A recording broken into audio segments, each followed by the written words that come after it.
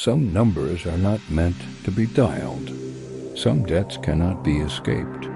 Tomas learned too late that salvation comes with a price he could not pay alone. The ferryman was patient, calculating, and he always collects. This is what happened next. Tomas's hands shook as he held Emily's, her skin fragile and cold to the touch. The car's interior felt like a tomb, silent except for the drumming rain on the roof and the frantic thumping of his own heart. A sickening buzz broke the silence, the phone's screen casting an unholy light on their faces. It was a message from the ferryman, stark and devoid of mercy. Payment due. Deliver a life by dawn. A wave of cold panic surged through Tomas, so intense it almost made him retch. He had foolishly believed the ferryman would take Marcus, that the score was settled. But now the horrifying reality crashed down upon him. The debt wasn't paid. It had merely been transferred. Emily's continued safety demanded more blood. "No, this can't be happening," he choked out, the words barely a whisper. Emily's voice, though trembling, held a chilling resignation. "Tomas, you can't outrun him," she said, her eyes wide with a terror that mirrored his own. "He takes what is owed." The ferryman didn't negotiate. He didn't offer extensions or accept excuses. He collected. With his heart pounding a frantic rhythm against his ribs, Tomas slammed the car into gear and sped through the empty, rain-slicked streets. The city slept under a bruised, stormy sky, ignorant of the supernatural horror unfolding in its shadows.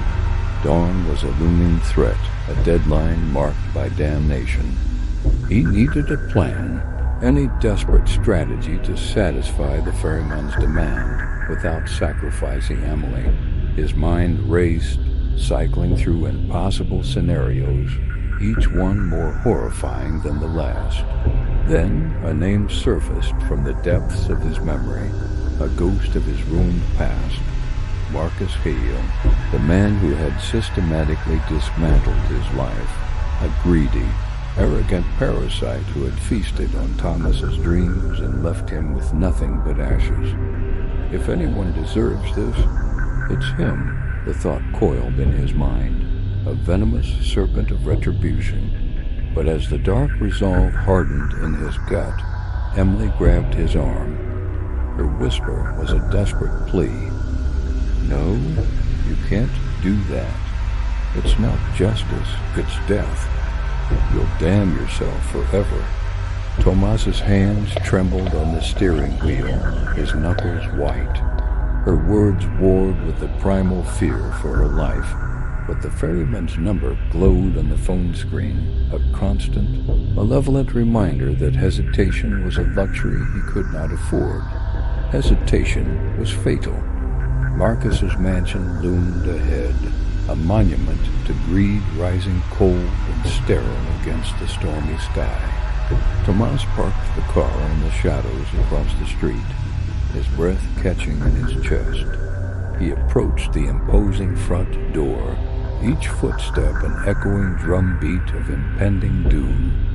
He rang the bell, the chime piercing the night's quiet.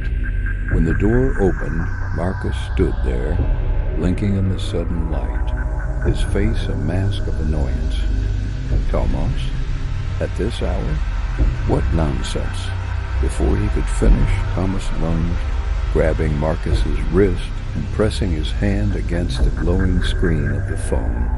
"Call this number," Tomas commanded, his voice a low growl. Marcus struggled, his confusion turning to fear. "What are you? Stop." "I don't." Tomas's grip tightened like a vice. "Say your name," he snarled. Stuttering, terrified, Marcus finally complied. Marcus Hall. The call connected instantly. A voice like the grinding of ancient stone filled the air, seeming to come from the phone and everywhere at once. "A debt hangs in the balance. Speak if you accept. Marcus froze, the blood draining from his face, his eyes wide with a dawning, abject horror. Your payment is accepted, the voice declared. Marcus let out a guttural scream as a shadow deeper than the night descended upon the opulent doorway. The ferryman appeared behind him, a towering void cloaked in tattered rags, its form shifting and indistinct. In one hand it held a lantern that pulsed with a sickly light, filled with the swirling miasma of captured souls. The hook in his other hand lashed out with impossible speed, its wicked point burying itself in Marcus's chest. The ferryman dragged him screaming into the consuming darkness, and then silence. Tomas stood frozen on the steps, the rain washing over him. Relief, potent and overwhelming, flooded his senses, but it was a fleeting reprieve. Back in the car, the silence was thick with unspoken fear. Emily watched him, her eyes searching his. Before either of them could speak, Tomas's phone buzzed again. He glanced down, his blood running cold, at the new message. Next of kin located, claiming payment. Tomas froze, a gasp caught in his throat. The ferryman wasn't done. His gaze shot to the ferryman's lantern, which he could now see hanging in the spectral gloom outside the car. Inside its swirling, ethereal light, something glinted. It was Emily's silver necklace, the one she always wore, now swinging slowly among the trapped souls. A scraping sound, like metal dragged across asphalt, made him look up. The ferryman stood behind the car, its hooked weapon leaving a deep gouge in the pavement as it moved. Emily clutched Tomas, her body racked with tremors. "Tomas, he's coming for me," she whimpered. The terrifying, devastating truth slammed into him. The ferryman's deal was not a simple transaction of debt. It was a self-perpetuating cycle. One soul might be returned, but another would be claimed in its place.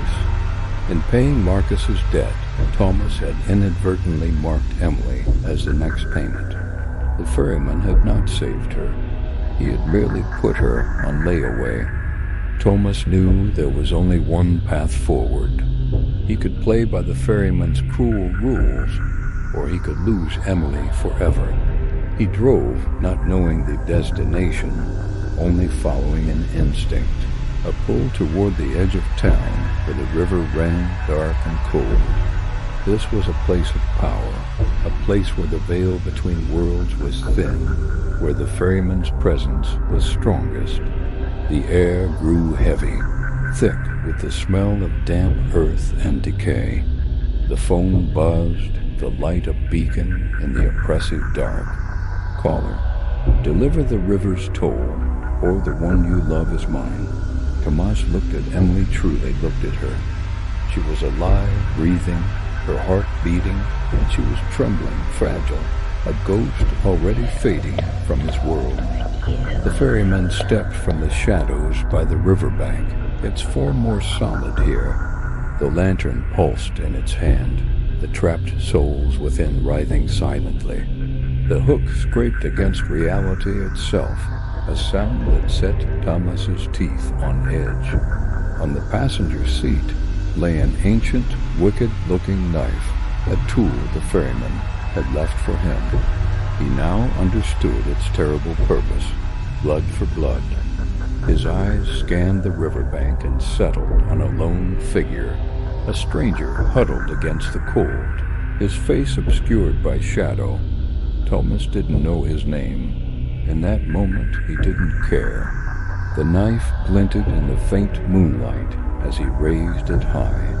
As he prepared to strike, a whisper slithered on the wind, a voice that was both the ferryman's and his own dark thoughts. "Caller, the river must be fed." Tomas drove the knife forward. The transfer was instantaneous.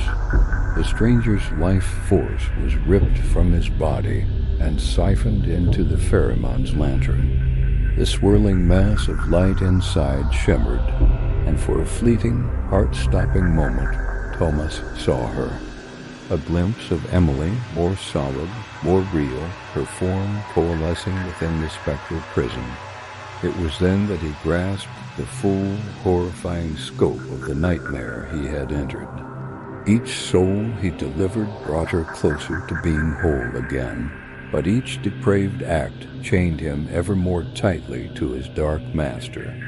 The ferryman didn't just collect debts. He created servants, messengers of despair, new ferrymen bound to feed his endless hunger. Emily clutched his arm, her silent tears soaking his sleeve. "Tomas, you don't have to do this alone," she cried, her voice cracking with a mixture of love and abject fear. "There must be another way."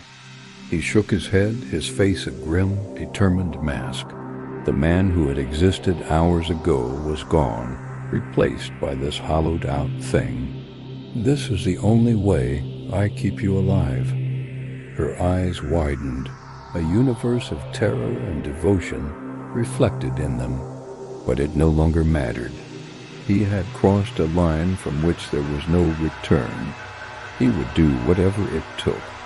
A final message materialized on his phone, its digital glow sealing his fate. Soul received. Balance 1/13, 13 souls. 13 lives he had to extinguish to bring Emily fully back from the brink. Tomas swallowed hard, the taste of ash in his mouth. His gaze drifted from the bloody knife in his hand to the grotesque lantern, and finally to the river of darkness stretching out before him, an infinite, hungry maw. He had made a deal he could never undo, a covenant written in blood. The ferryman did not bargain, he only collected. And Tomas knew one thing with absolute, soul-crushing certainty. This was only the beginning. The number would call again. The river would demand more, and someday he would answer.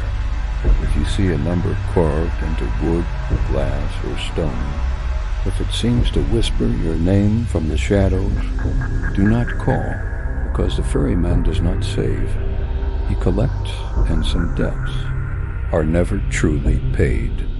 Thank you for listening. I hope you enjoyed that story.